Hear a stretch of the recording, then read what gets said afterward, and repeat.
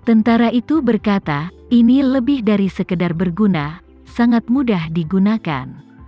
Keakuratan hal ini adalah 100%, dan model AI adalah produk yang telah mereka kembangkan selama bertahun-tahun. Kekuatan komputasi model ini adalah yang pertama di dunia, dan cadangan basis pengetahuan telah diperbarui hingga bulan lalu.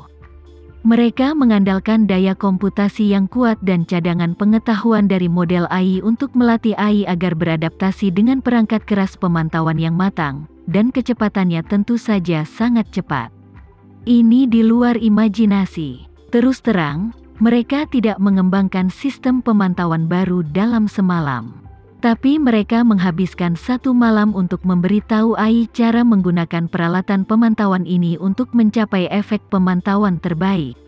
Ini setara dengan fakta bahwa kamera 4K berkecepatan tinggi di peralatan pengawasan hanya perlu mengambil 1,000 foto per detik di sini, dan kemudian AI menggunakan kekuatan superkomputer untuk memproses 1,000 foto yang dihasilkan per detik dengan kecepatan yang hampir sinkron, melakukan analisis cerdas, mengunci setiap helikopter target dalam 1,000 foto, dan membandingkan satu sama lain untuk menentukan apa ada perubahan pada helikopter tersebut, untuk menentukan apa ada masalah. Jika ada masalah, mulailah dari setiap 1,000 foto per detik, temukan targetnya, dan kunci secara real time. Dengan kecepatan 1,000 frame per detik, Anda bahkan dapat dengan jelas menangkap peluru yang keluar dari larasnya, apalagi manusia. Victoria bergumam, apa teknologi berkembang begitu pesat dalam beberapa tahun terakhir? Tentara itu mengangguk, model AI ini telah online kurang dari 2 tahun. Victoria hampir muntah darah setelah mendengar ini. Dia tidak tahu bahwa alasan keluarga Rothschild menggunakan AI untuk ikut serta dalam pengawasan adalah karena mereka menderita kerugian di rumah keluarga Peter. Sekelompok besar orang memandangi villa keluarga Peter, tapi mereka tidak mengerti siapa yang menyelinap masuk. Itu sebabnya tim AI dikerahkan dalam semalam untuk menerapkan kecerdasan buatan tercanggih pada perangkat keras pemantauan yang ada. Artinya meski perangkat kerasnya tidak berubah, perangkat lunaknya tiba-tiba memiliki kecerdasan buatan dengan kekuatan superkomputer. Namun, Victoria merasa betapapun kuatnya peralatan tersebut, tetaplah peralatan dan harus digerakkan oleh listrik. Kalau tidak ada listrik, bukankah hanya tumpukan besi tua? Beberapa satelit berada di langit dan bahkan dapat mengambil gambar kotak korek api di darat. Namun jika baterainya dilepas, apalagi yang bisa mereka lakukan? Sama seperti ponsel cerdas di tanganmu, meskipun memiliki 10,000 aplikasi terpasang, ia hanya dapat digunakan sebagai batu bata ketika kehabisan daya. Memikirkan hal ini, dia langsung bertanya, bagaimana jika aku memutus aliran listrik di sekitar sini? Apa semua peralatan mereka akan lumpuh? Percuma saja. Victoria bertanya, mengapa? Tentara itu menjawab, keluarga Rothschild tidak tahu apa yang terjadi tadi malam, jadi mereka melengkapi setiap titik pemantauan di dekat sini dengan pasokan listrik darurat berskala besar. Catu daya darurat dapat dialihkan dengan lancar setelah listrik padam untuk memastikan bahwa peralatan tidak mati, dan kapasitas baterainya tinggi, yang dapat memenuhi pengoperasian normal seluruh peralatan di titik pemantauan setidaknya selama 12 jam. Setelah berbicara, tentara itu menambahkan, mereka memindahkan setidaknya selusin generator diesel pagi ini. Konon ada juga truk genset. Setelah listrik padam, mereka dapat menggunakan baterai untuk menyediakan listrik, menyalakan generator diesel untuk mengisi baterai, dan pada saat yang sama mengisi bahan bakar generator. Dan tadi aku tidak menjelaskannya dengan jelas. Mereka memiliki setidaknya lusinan kamera berkecepatan tinggi yang mampu mengambil 1,000 foto per detik, dan semuanya memiliki sistem catu daya independen. Artinya, saat ini, mereka akan mengambil dan memproses puluhan ribu foto definisi tinggi per detik. Bahkan jika beberapa perangkat berhenti berjalan, hal ini tidak akan berdampak secara keseluruhan. Pada titik ini, tentara itu berkata sambil menghela nafas.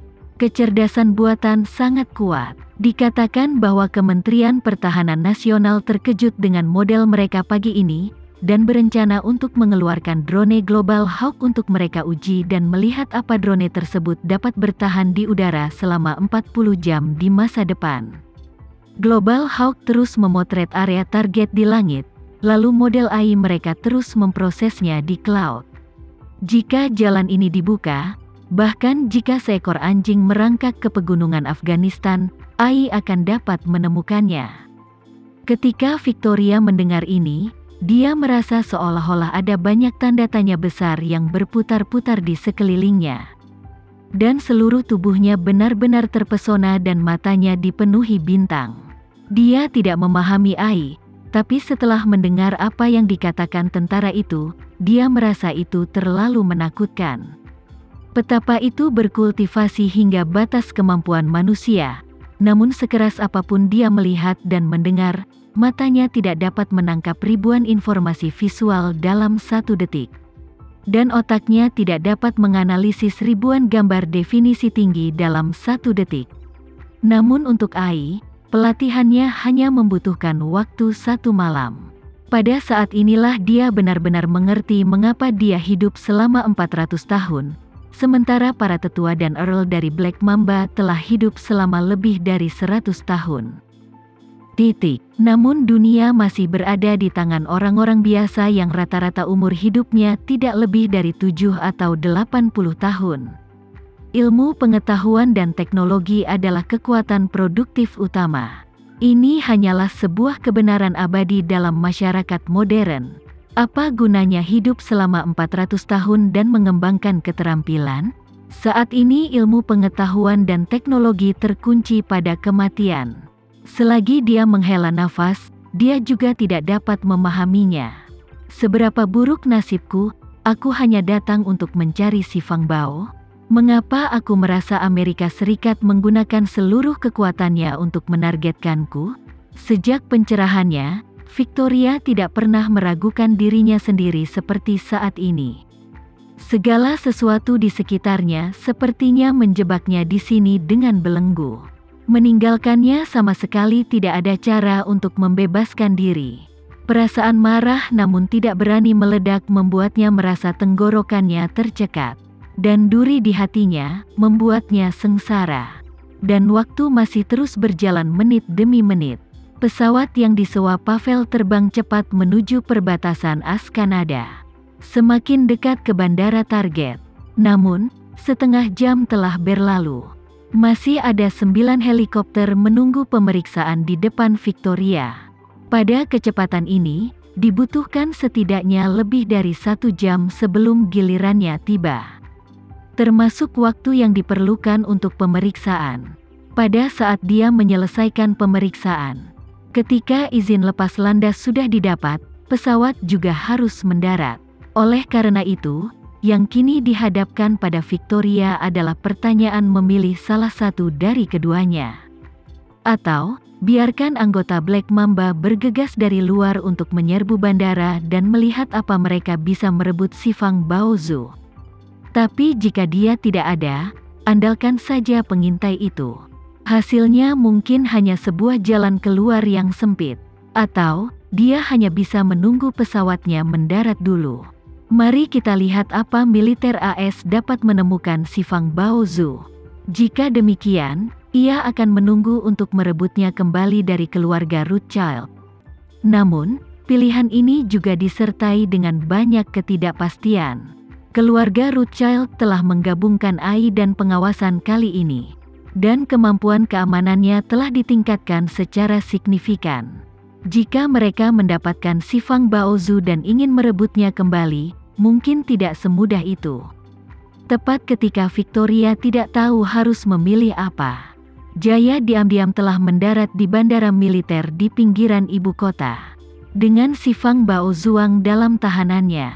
untuk menyambut Xifang Baozu kembali. Darurat militer lengkap telah diterapkan di sini.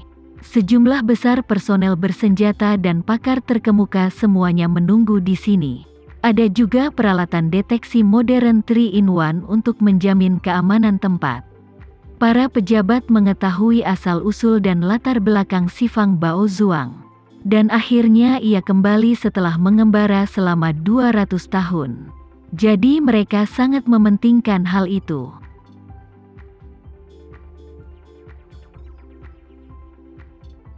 Sekian dulu ya video kali ini, kita lanjutkan lagi videonya di lain waktu. Oh iya, bagaimana menurut kalian? Semoga bisa sedikit menghibur kalian semua. Untuk teman-teman yang baru nonton, jangan lupa subscribe ya, hehehe. Dan kalau teman-teman ada yang ingin gabung langganan, bisa langsung gabung saja untuk dapat fitur yang menarik dan sedikit membantu Mimin. Terima kasih banyak sudah menonton, sampai jumpa lagi, bye bye bye.